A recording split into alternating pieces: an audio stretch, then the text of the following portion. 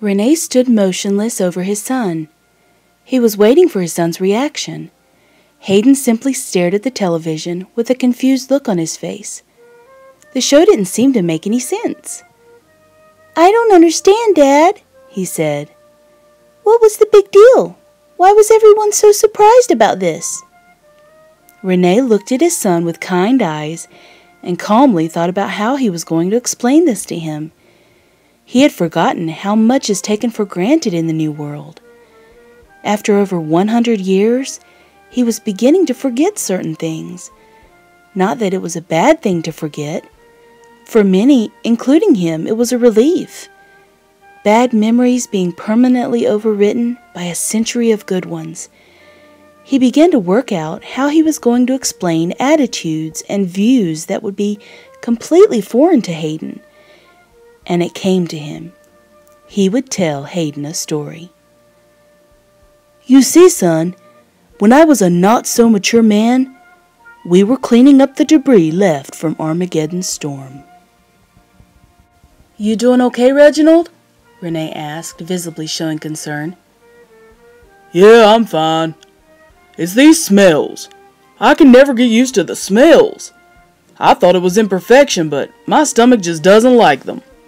"I can understand," Rene replied. "Sometimes these chemicals can combine to make some pretty wicked smells. It gets hard to take sometimes." "Yeah, I know, Rene.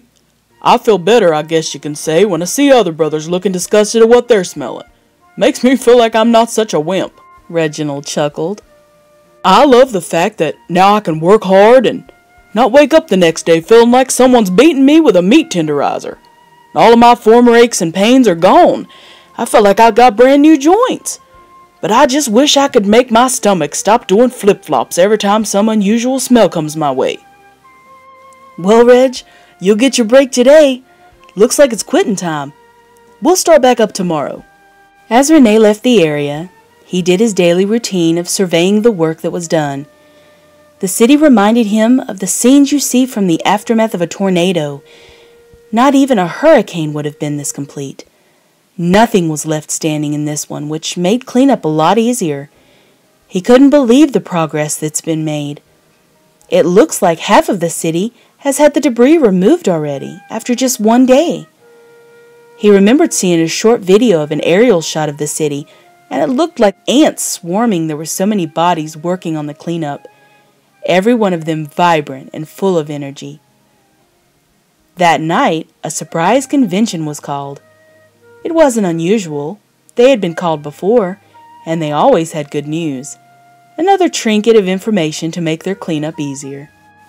"Friends, brothers and sisters, we all thank Jehovah once again for the vast stores of food He made sure were left untouched by Armageddon's storm, don't we?" A roaring applause resounded among the group.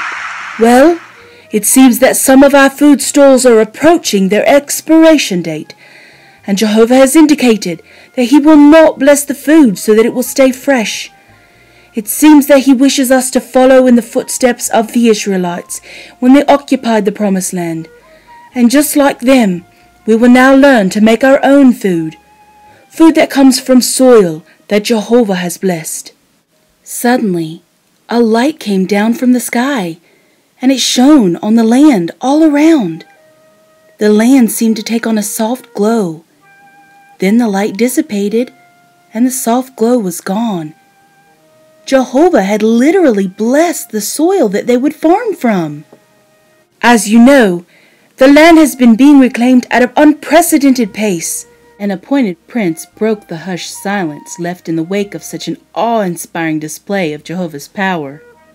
"For example, in the California zone, over 350,000 witnesses of Jehovah suddenly woke up one day with no more aches and pains. Their joints were anew. Their minds were fresh and sharp. They were ready for the work that was to be done."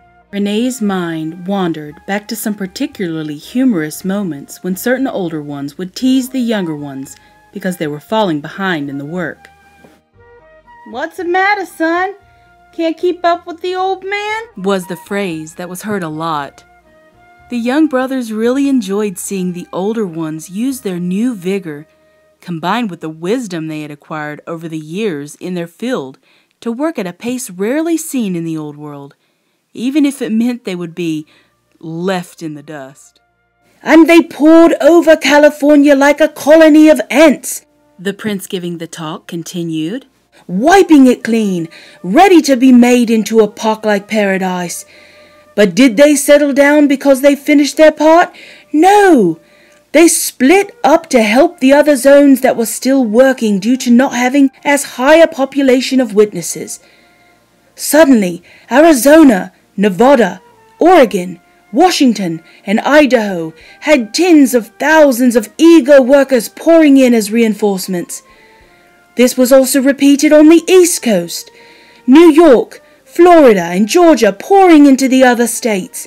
And soon the two armies of workers will meet, and the North American territory will be cleansed of the stench of the old world.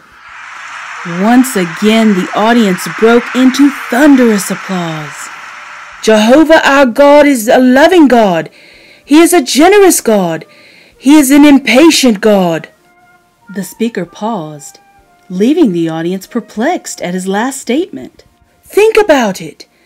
Jehovah and Jesus couldn't even wait a few days before they healed us and gave us all good health. That way we could hurry up and complete this cleanup and begin living the way Jehovah intended us to live. Jehovah said in the Bible at Psalms 145:16, "You open your hand and satisfy the desire of every living thing." Well, many of us thought this applied to living after paradise had been brought to the earth.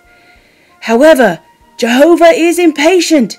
He doesn't want to wait until then. He wants to satisfy our desires now.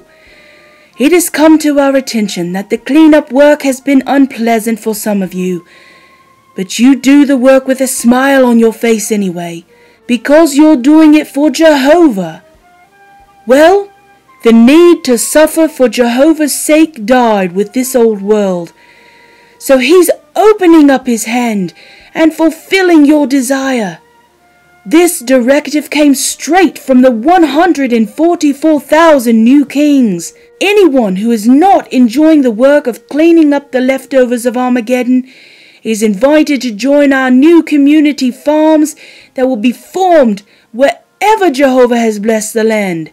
You will be tasked with growing and distributing freshly grown food to the workers so they can continue turning the earth into a paradise. We know you'll enjoy that work much, much more. Renee looked at Reginald.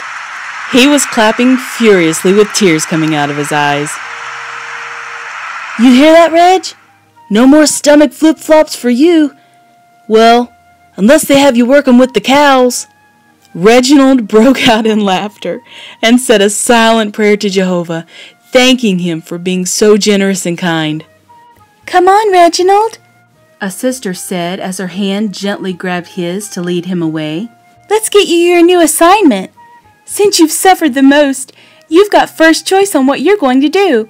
I suggest you stay away from the farm animals, she said with a wink and a smile.